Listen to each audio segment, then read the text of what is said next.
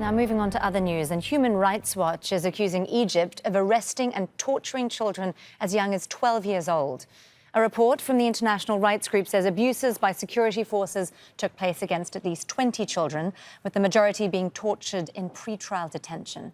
HRW says the criminal justice system under President Abdel Fattah el-Sisi has failed to seriously investigate the children's allegations of torture.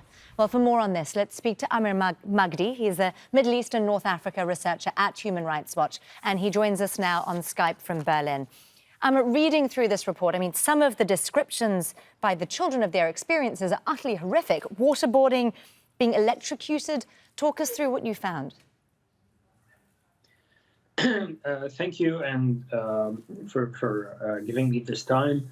I think this report sheds the light again on how the machinery of repression and torture in Egypt is working, and how this machinery has also affected children. We are talking about 20 cases we documented in this report that are just a small sample representative of the systematic nature of such practices of disappearances and torture by the security agencies in Egypt, particularly the National Security Agency under the Interior Ministry.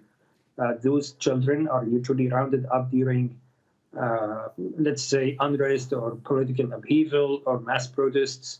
So, for example, the most recent of which was the September and October mass protests in Egypt.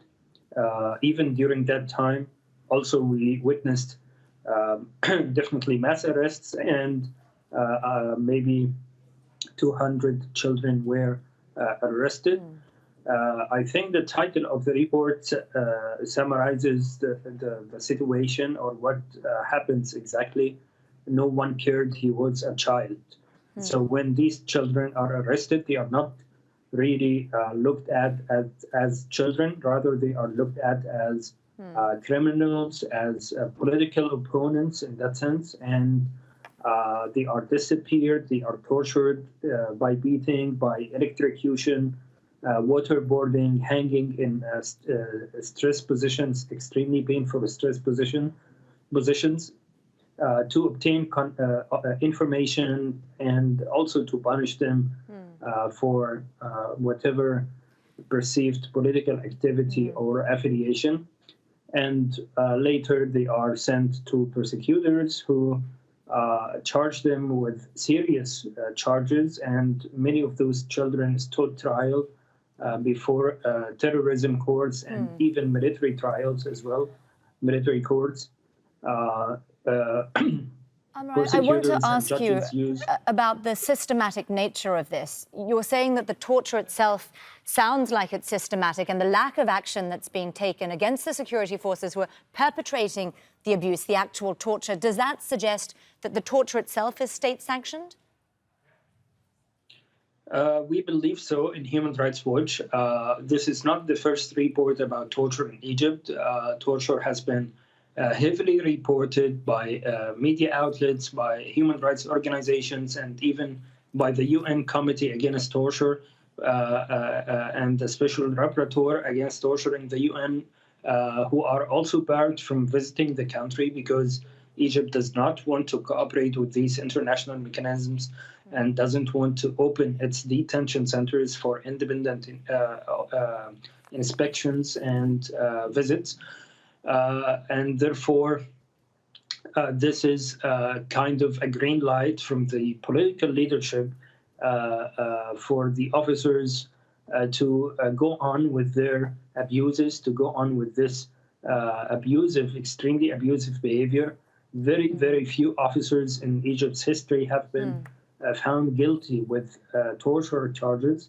The Egyptian law itself does not really properly define torture and does not define or criminalize enforced disappearance as it should according to international standards.